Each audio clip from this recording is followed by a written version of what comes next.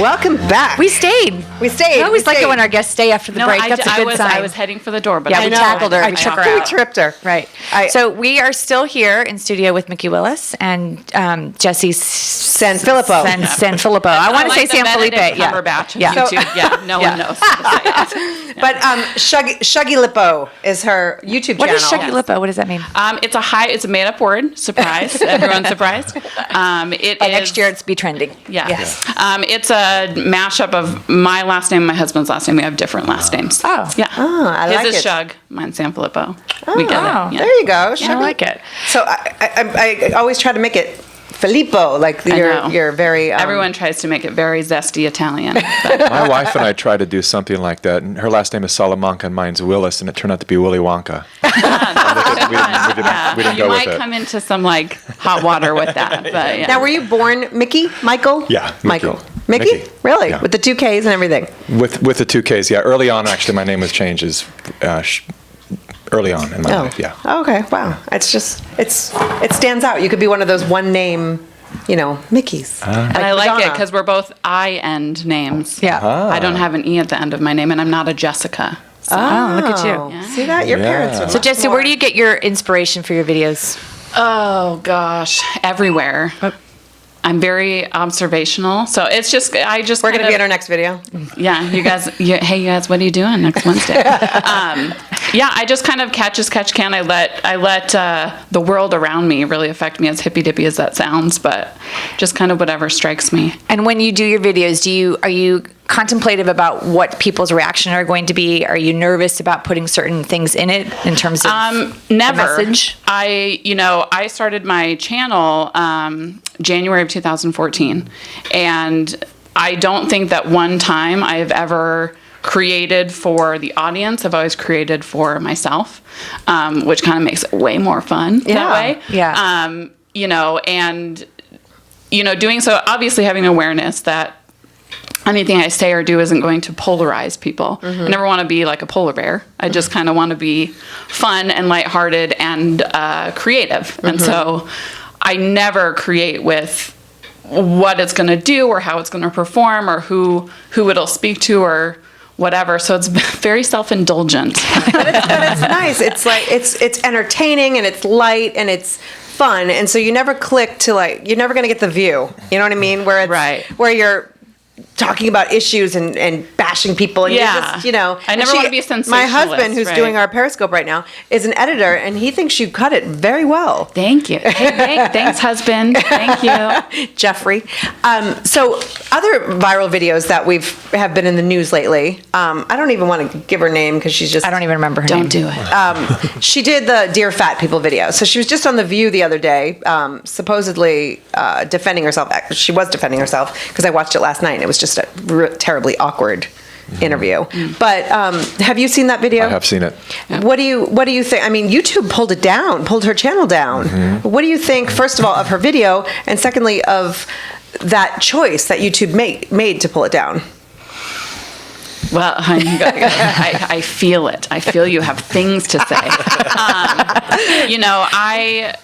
There were a lot of YouTubers, especially YouTube comedians I respect really, very, very well respected in my eyes, that made response videos, that some of them were not want to do such things, but they did, and one of them I agreed with a lot, that it was very reachy. It was very intentional, that, like I was saying earlier, like I don't ever create with the expectation of performance or things like that. But you could tell very much that that's exactly what she was doing. Yeah. And she did. And she did. And I mean, for a really long time, it was a really long video. Yes, for a long... I couldn't even make it through 15 seconds, and I was like, this is rubbish. This is garbage, and this is totally meant to not do anything good. I don't care what the message is at the 6-minute mark, at the 15-second mark, it is not that, and you can't have such a vast contrast of messaging in one piece of something. Right. So for me, I mean, as a comedian, I like to pretend I can do the funny, you know. It was offensive that her claims out of the gate in response to the backlash were, well, I'm just a comedian. You're repressing comedy and humor. And to me, it was like, there are plenty of people that can make jokes that don't just tear down other human beings. And that's what it was for me, was that it was to humans. It was to people. Well, one of the things that Jackie and I talked about when we were discussing it was how quick YouTube was to pull down a video about that, but how eager they are to leave up videos of kids beating the crap out of each other, and all of the bystander videos that remain on YouTube that showcase violence against elders and families and kids, and that stuff we can find in a millisecond. And you can find Donald Trump anywhere. But what I found the most offensive is that she calls herself a comedian. Right. Because she's totally not funny. Yeah. You know what I mean? Like, you should be able to actually be funny to back up that claim. That's like, I'm going to call myself a supermodel because crickets. I would believe it. But Mikki, you have some thoughts on this. it's a big subject, because it's my world is media and film production and all of that. And I spent many, many years on the Hollywood side making anything that they threw at me, just trying to get a gig. And I had an experience. I was at the World Trade Center on 9/11, changed my life and changed my work a lot. So suddenly this thing that I wasn't focused on before, which was kind of a social responsibility, and then looking deeper into why is the world the way the world is right now. There's a lot of reasons for that. But one big reason is we've all, through generations, have been so hypnotized through the media to thinking that we have to look a certain way, be a certain way. People are listening, and people are spending trillions of dollars to have all of us in this consumer behavior such that we lose touch with really who and what we are, right? So when I see a video like this, she may be funny. I don't know, and I don't have any personal judgment on her. But I also think that we have to be careful. I'm an artist, so I understand why artists will say, don't put boundaries on it, and we all don't have to be socially responsible artists. But at the same time, we all live in this world together. And I've traveled around the world, and I've seen kids and indigenous children with T-shirts, like 50-cent T-shirts on, rapping lyrics to a rap song, and they don't even have access to television or electricity. So it's like we influence, what comes out of America particularly influences all of the world. And so when we talk about one thing in common that we all have, and that is, look, we all want to live in a world that works for everybody. We all really want that at the very root. So it just becomes a question for me, like, is creating likes and building your audience and all of that more important than what you're putting out and what you're saying? So for me, it's like, what are you saying when you actually get that attention? And if it's just venting and creating more anger and more separation and more fear and more judgments towards other people, why? Why would you do that? And if so, you have no right to complain about anything within your life, because you're part of the issue that's creating all of the separation and judgment of people. So I know that's heavy and serious, but that's what I ultimately about social responsibility of what we put out as artists, because now more than ever, whereas before there were like these iconic, Prince and Michael Jackson that the world was listening to, now people are listening to a kid in his bedroom with a webcam. And 100 million people are listening to what this kid says. So I think it's time that we all start to say, well, then what are we saying? But I also think that we're so quick in our society now, with Twitter being 140 characters, everything is Snapchat, everything is broadcast no matter what you do or say. And I don't think that our younger generation take any responsibility behind that. I mean, the older people might, because we understand, the ramifications of things that we may say. But kids, again, having the work that I do with teens, they have no concept of the consequences of the things that they say or do, let alone post. And so I don't know how you start that conversation unless you do it at a younger age. I have completely panicked my kid from getting on social media because I have put the fear in him about the bad things that could happen. Mind you, he says, Mom, are you going to put that on Facebook? Are you printing? I mean, he's very aware, but I don't want him to be involved in a situation that he's not responsible with his message. And so we're very careful. And Jackie and I, we are polar opposites. Jackie is very good about the things that she posts and is very thoughtful. I am afraid of it. I'm afraid of being out there so much, and I'm very... She says I'm in one ear and out to Twitter. Yeah.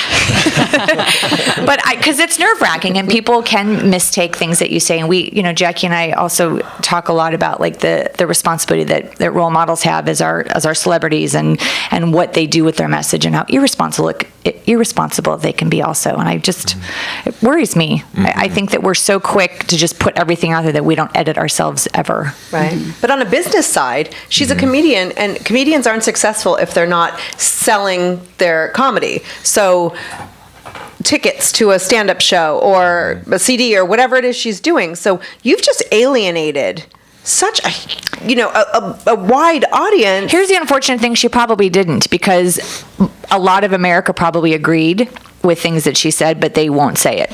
And that's the unfortunate part about our society too. There's a lot of people that feel what she feels. They may feel it, but I don't know that they're buying tickets. And they may. I mean, let's look at Andrew Dice Clay, right? But they have a very short shelf life. Those kind of comedians. They come out, they shock the world, they sell out arenas, and then they go away. And the ones with staying power usually have some degree of class. Right. Or at least self-deprecation. So if they're going to, give someone a hard time, they kind of give themselves a hard time. There's something appealing about them. Yeah.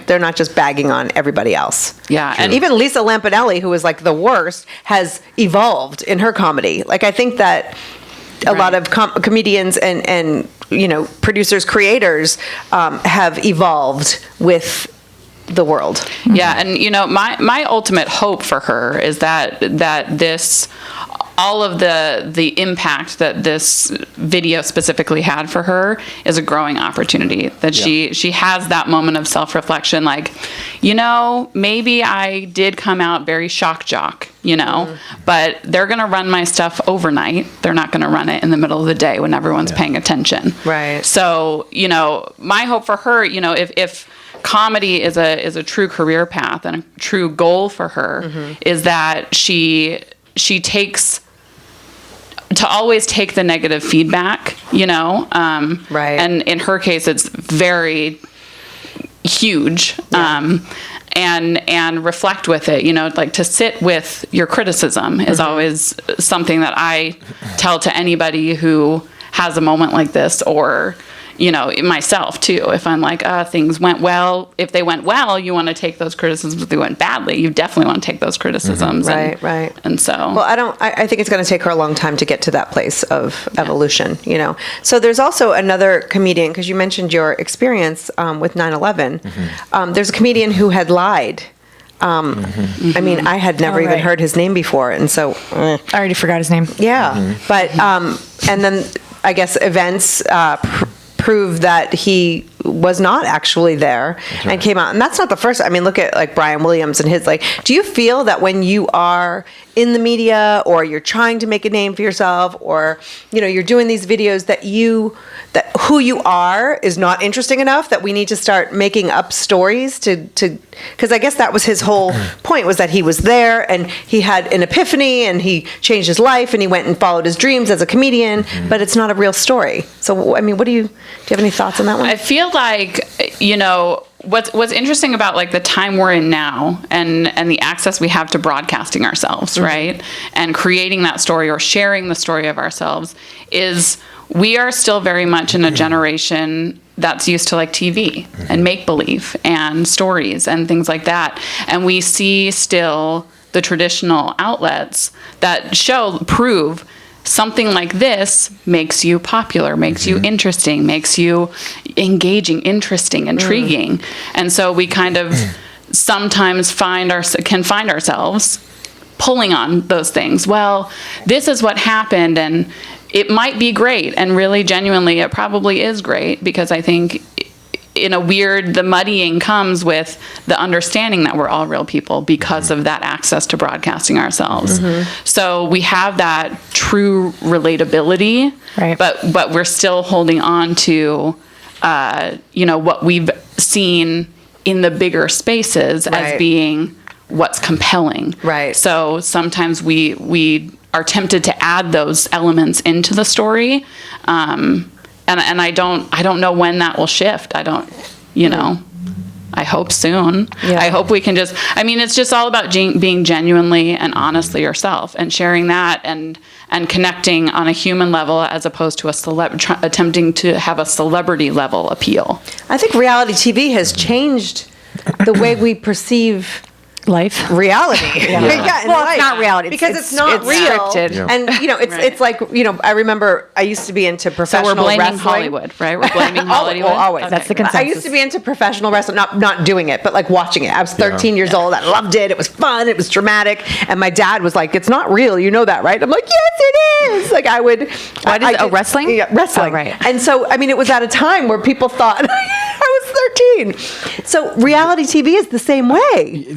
It is, and I actually have a story off of that because I just finished directing a show that I guess it would be classified a reality show. It was a TV series called Breaking Band, not bad, but band. And it was where we have rock star legends mentoring YouTube sensations, right? Awesome. And the common thread that we found, there's a moment when they sit down, they have kind of like an actor studio moment where they talk with the band. Right. And the common thread that all of the mentors shared with the new bands was the epiphany that they had at the moment when they realized that they were caught up in their own persona and being pushed by the industry to do things that were outside of their own natural behavior, that their advice was stay true to you, stay true to that inciting bit of inspiration that had you even want to be a musician. Never lose that for anything, never change yourself, stay true to that, and the best things will come from that. If you don't, then if you get caught up in the rock star, trashing hotels and womanizing and all of this, they all said it's going to lead you to drugs, it's going to lead you to a very, very depressing life. Well, when you're living in an inauthentic way, it's got to be a very lonely place. Yeah. So for rock stars, it's like they get on that stage and they have this, persona, like you were saying. If you start to believe that, you're not connecting from within. But I think it goes back to our culture, though. I don't know that we're going to be able to unravel this mess because people that stay true to themselves don't get the accolades, they don't get the attention, they don't. In the way comparing it to like the Kardashians, like, well, look what.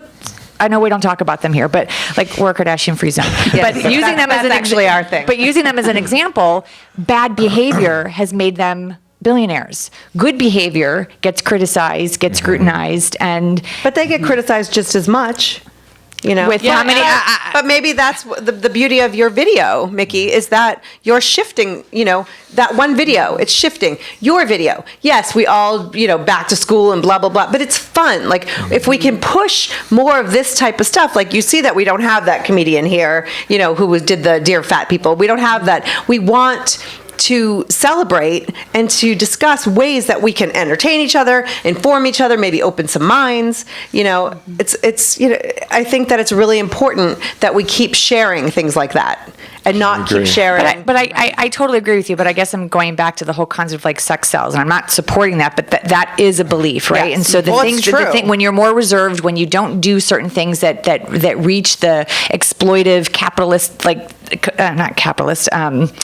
Capitalizing on certain topics, then you don't hit the same numbers. Well, look at your videos, kids and counting though, like that. I mean, it's a bad example because I think it's not necessarily all that authentic, but their lifestyle is different. People just like a freak show.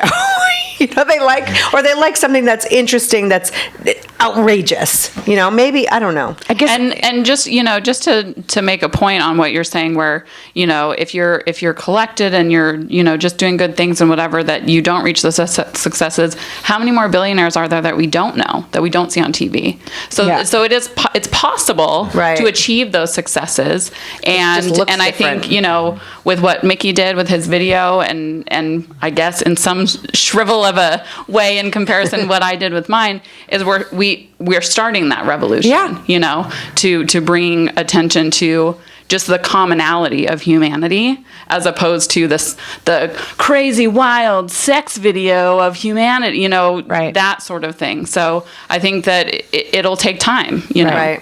And that's why there are a lot of, websites and like your Upworthies of the world. Like there is a shift, I think, for some people. But we have to take a break.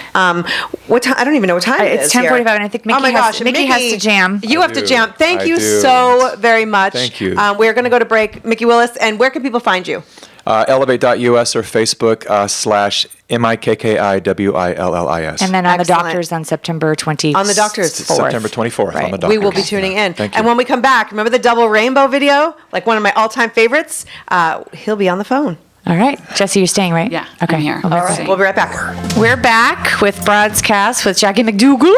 MacDougall. And Kim Goldman. I don't have an accent for that. No. And Jessi Sanfilippo. Philip. That's not even, doesn't make any sense for me to respond that way, but I did. You were happy that I said your name correctly? I was elated. Shuggy Lippo. Woo! That's the place to go on YouTube. It is. So before all this, like this was, a few years back when a video went viral, it was a whole different ball game. Totally. You know what I mean? When Facebook was starting, and one of my all-time favorite videos was the double rainbow. Oh my gosh, I love it so much. And so we have Bear, the double rainbow guy, on the phone. Good morning. Hey, how you doing? Good. How are you?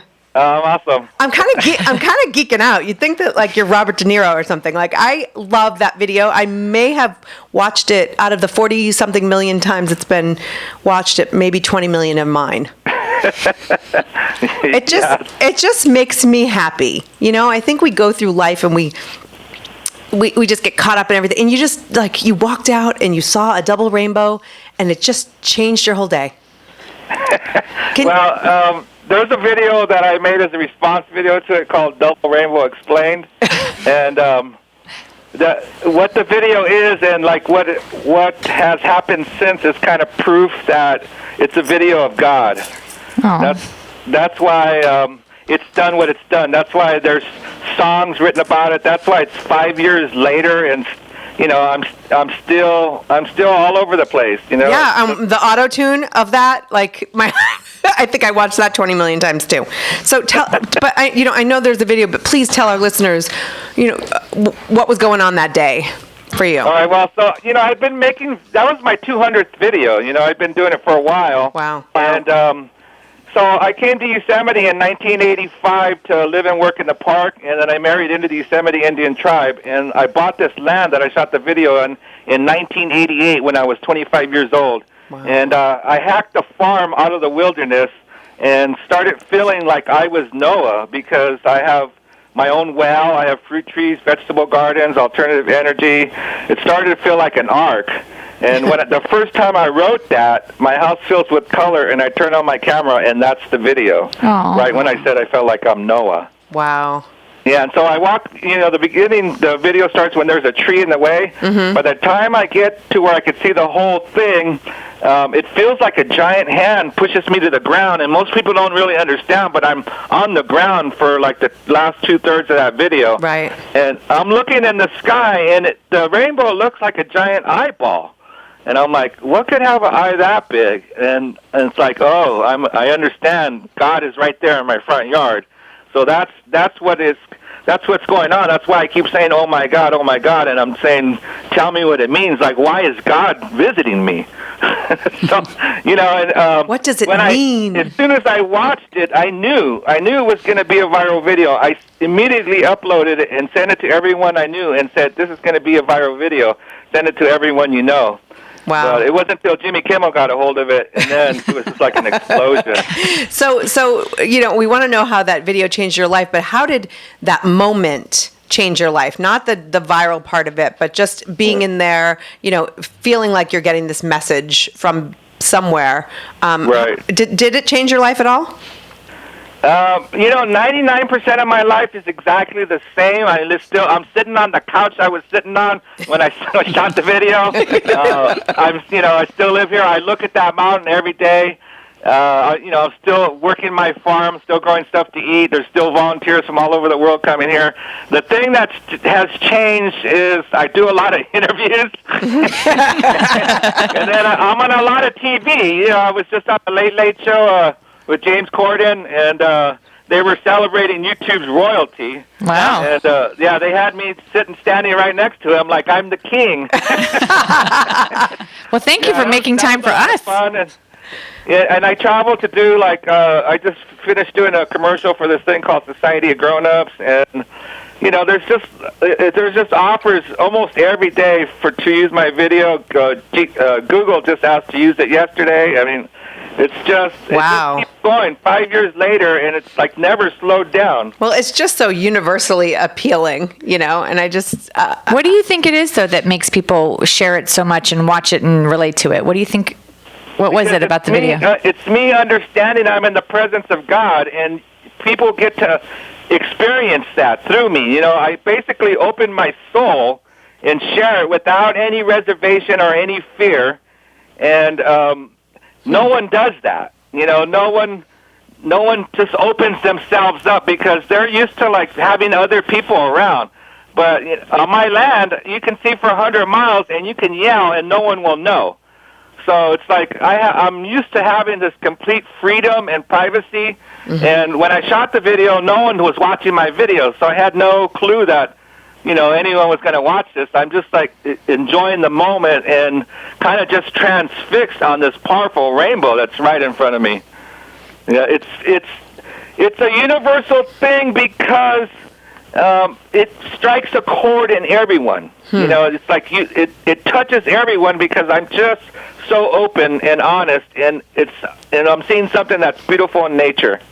Well, we were talking earlier in the show about how kids feel when they feel accepted, and when parents show them unconditional love and the elation that they feel, and that's how I felt watching you and listening to you. Just I don't mean this in a negative way. The child in you was just so excited. It was so very pure. Yep. Yeah, and I wasn't even paying attention to the rainbow, quite honestly. But I was you because your reaction to it was just authentic and so lovely. It was joyful. Yeah. And how often in life do we just stop and be joyful in what is given to us? But it's also so quotable. I mean, I love to quote movies when Harry Met Sally or whatever. But there are times that my husband and I will be doing something, and I'm like, so intense.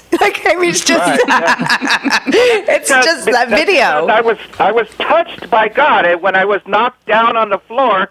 I was touched by God, and God spoke to me and through me, and that's why there's so many songs written about it. That's not me. No one person can do what my video's done. It's not me. It's Spirit flowing through me.